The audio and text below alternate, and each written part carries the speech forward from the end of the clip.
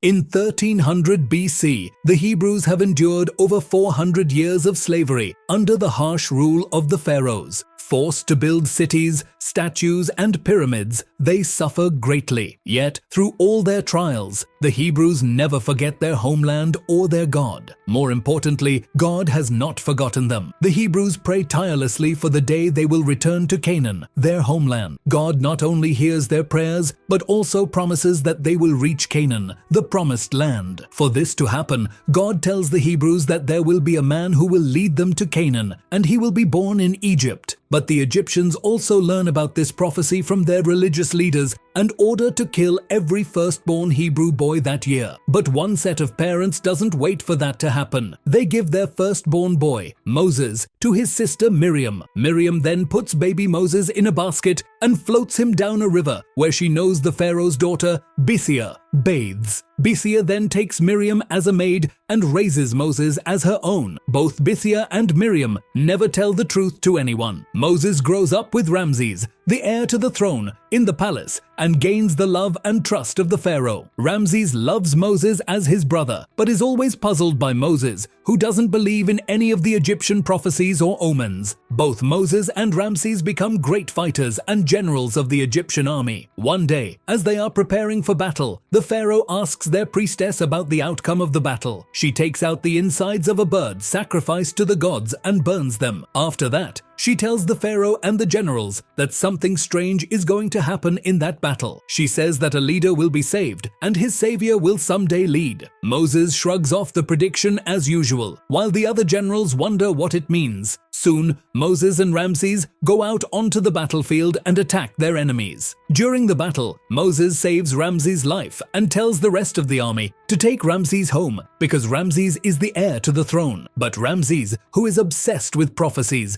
believes that Moses will take the throne from him and becomes quiet after this incident. The Pharaoh asks Moses what happened on the battlefield, and Moses explains everything, but tells him that he only wanted to save his brother's life. But the Pharaoh tells him a secret that he doesn't trust Ramses with the throne. Later, the Pharaoh orders Ramses to Pithom, the city of the Hebrew slaves, but Moses goes instead, telling Ramses it is beneath him. Moses meets with the viceroy of Pithom, Hegep, who is worried about the growing number of Hebrews and a possible coup. Later, Moses meets with the elders of the Hebrews and their leader, Nun. Nun then asks Moses to meet alone with him at night, and Moses agrees. Nun tells Moses his story and reveals that Moses is actually a Hebrew. Moses leaves in disbelief and kills two guards who mistake him for a Hebrew slave. A few days later, the Pharaoh dies and Ramses takes his place. Then one day, Hegep visits Ramses and tells him about Moses, which he heard from Hebrew spies. That night, Ramses calls Bithia and Miriam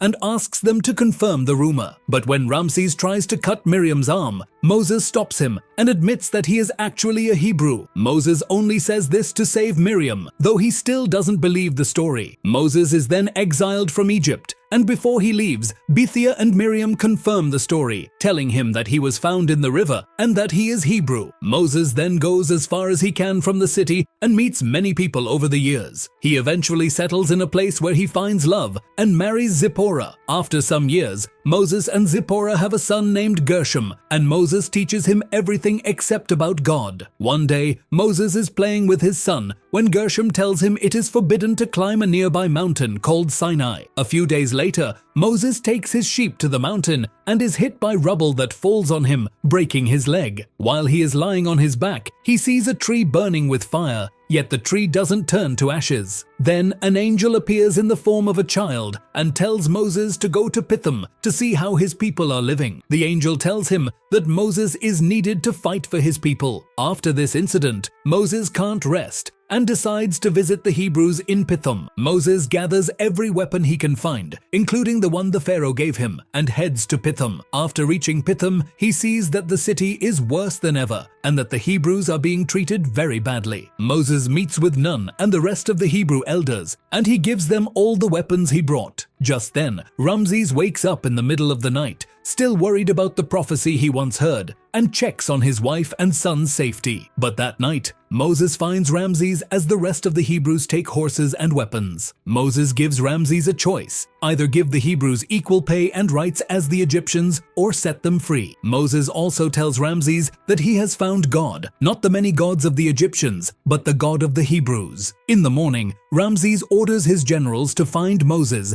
and kill him along with his family. The army heads to Pithom, but they can't find Moses, so they kill a family to introduce fear among the Hebrews and make them give up Moses. But this only strengthens the Hebrews, and they gather the strong among them to fight. Moses trains an army of Hebrews, while one family is killed each day. Moses and his army counter by attacking the Egyptian supply lines to force them to set the Hebrews free. But this backfires as Ramses orders his army to raid Pithom and kill as many Hebrews as they can. Moses sees this and talks to the angel, who tells Moses that he is being watched and that he has failed. Moses tells the angel that wars take time, but the angel replies that there is no time. The angel then tells Moses to sit and watch as God performs miracles. Then a group of bloodthirsty alligators attacks Egyptian fishermen, filling the waters with blood and dead fish. But God's punishment doesn't stop there, as the blood-filled waters ruin the Egyptian agricultural fields and fill the land with frogs. After the frogs die, they rot in the streets of Memphis, bringing disease to the people. The Hebrews send a message to Ramses, telling him this is the work of God. But Ramses gets angry and worsens the situation for the Hebrews. God adds more punishment by infecting all the animals in Egypt and sending hail on the Egyptians' fields. Ramses then orders his high priestess and chief scientist to be executed because they couldn't find a solution to these problems. As the days pass, Moses grows angry, tired of sitting and doing nothing and not hearing from the angel. God then sends locusts to the fields, destroying months of crops and fruit. Ramses' advisors tell him to distribute food from the national stores to the people, but Ramses refuses. Out of options, the people break into the stores to steal food, which results in them being executed by the army. Ramses then promises to kill every child as a form of revenge to show who is stronger, Moses' God or him. That night, the angel speaks with Moses, and Moses wants this to end because it is not easy for him to see the same Egyptians he grew up with suffer. The angel then tells him something bigger is coming for Egypt. Moses rushes to the palace and warns Ramses to accept his offer before sundown, or else something bad will happen to his son. When Ramses refuses, Moses tells him to protect his son and leave. Moses then informs every Hebrew to slaughter a lamb and mark their doors and doorposts with the blood tonight. So, the Hebrews do as they are told, and Ramses waits by his son, wielding his sword. Soon darkness falls, and a darker shadow takes over the skies of Egypt. As the shadow passes over each house, it kills all the firstborn sons of the Egyptians, leaving the Hebrews who marked their doors unharmed. Ramses then discovers his son is dead, and every Egyptian family weeps over their loss. In the morning, Ramses comes to Moses, mourning and accusing their God of being a child killer, but Moses tells him that no Hebrew child died last night. Ramses, in his anger, orders every Hebrew to leave Egypt and go wherever they wish. Then a great settlement of Hebrews gathers, all with the same motive to see the promised land, Canaan. Moses leads a huge number of people out of Egypt as the Egyptians curse them on their way out. Meanwhile, Ramses prepares a proper funeral for his son as his wife hopelessly rocks her son's bed. Ramses then rethinks his decision and decides to kill all the Hebrews from behind. He orders 3 divisions of armies and marches forward, hoping to kill them before they cross the Red Sea. Moses' spies see the Egyptians marching toward them and inform Moses. Moses then decides to take a more dangerous route so that Ramses' chariots can't pass easily. Moses moves forward, hoping to find the way, but when he asks for the angel's help, he gets no response. Ramses also proceeds with the dangerous route, and finally, Moses and his people reach the Red Sea, but there is no way to cross. Moses feels like he has misled all these people and that God has abandoned him. He then throws away the sword that the Pharaoh gave him into the Red Sea. That night, Moses sees a star striking the Red Sea on the other side. In the morning, Moses and the Hebrews witness the sea levels dropping,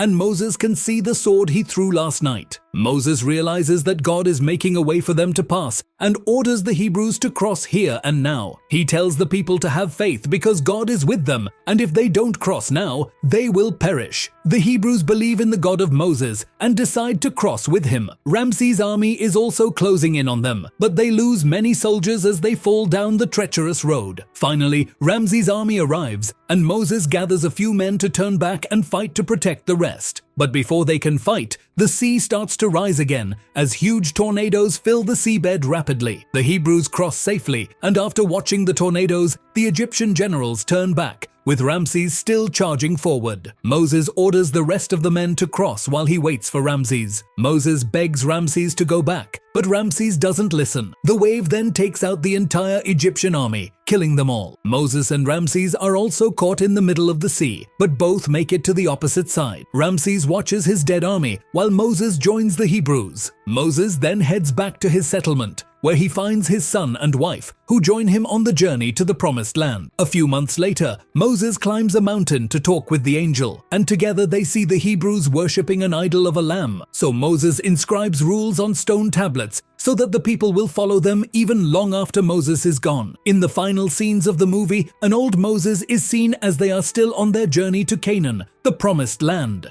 Thanks for watching the video. Please like it and subscribe the Explanation Pro channel for more contents like this.